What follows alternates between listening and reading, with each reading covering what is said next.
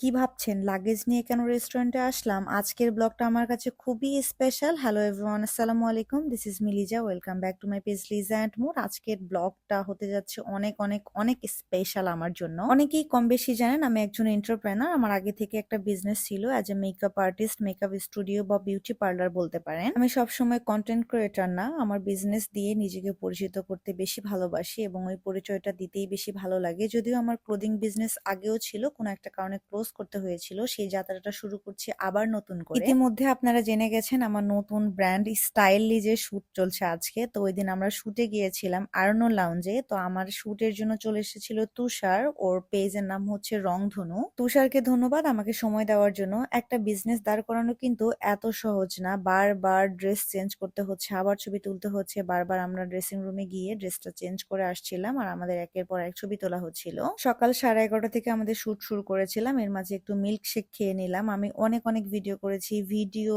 Photo সবকিছু নিচ্ছিলাম আর এই ভিডিওটা আমার পেজের জন্য নিচ্ছিলাম। যেই ড্রেসগুলো দুইটা ছিল সেগুলো আমরা দুই বোন মিলে পরেছিলাম। একই ড্রেস দুইটা ডিজাইন কিংবা একই ড্রেস দুইটা কালার, তখন আমরা দুই বোন মিলে করেছিলাম। ওই দিন আমরা টোটাল 24টা ড্রেসে শুট করি, ভিডিও করি, সব মিলিয়ে আমাদের অনেক অনেক অনেক টায়ার্ড গিয়েছে। অলরেডি দুপুর হয়ে গিয়েছে, আমরা এখন লাঞ্চ করব।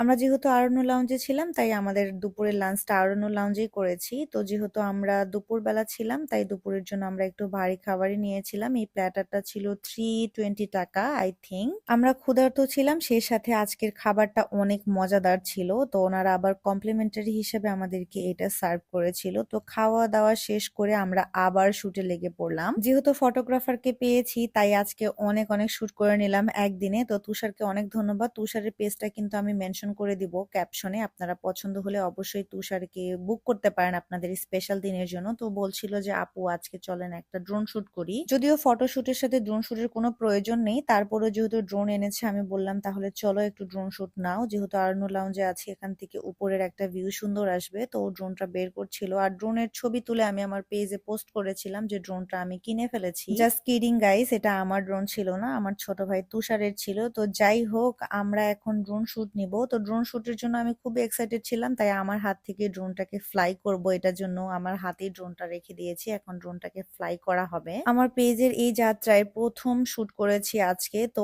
অনেক বেশি এক্সাইটেড ছিলাম। সব মিলিয়ে যারা অলরেডি আমার পেজের সাথে যুক্ত আছেন স্টাইল লিজের সাথে, সবাইকে অসংখ্য ধন্যবাদ। আর যারা এখনো যুক্ত হননি তারা আমি অবশ্যই চাইবো আমার পেজের সাথে যুক্ত হয়ে যাবেন আপনারা। যদি আমার ড্রেসগুলো ভালো লাগে, রিজনেবল মনে হয়, তাহলে অবশ্যই অর্ডার করে দেখবেন। অবশ্যই আপনাকে ভালো কোয়ালিটি রিজনেবল প্রাইজের মধ্যেই দেওয়ার চেষ্টা করব। তো আমাদের আজকের শুটটা আমরা শেষ করব এই ড্রোন শুটের মাধ্যমে। ওই পাশটাতে তেমন একটা ভালো আসছিল না, তাই মিডিলে চলে আসলাম। এই পাশটা থেকে আই থিঙ্ক ভালো আসবে আমাদের আজকে ড্রোন শুটটা। তো সব মিলিয়ে আজকের দিনটা খুবই ভালো ছিল, আমার জীবনের অনেক স্পেশাল একটা দিন। এই দিনটাকে ভুলে যেতে চাই না, তাই ব্লগ আকারে আপলোড করে রাখলাম, আপনাদের সাথেও শেয়ার করলাম ওই দিন কি কি করেছি। সবাইকে অসংখ্য ধন্যবাদ আমার সাথে যুক্ত থাকার জন্য। দেখা হবে নেক্সট কোনো ভিডিওতে। আল্লাহ হাফিজ, বাই বাই।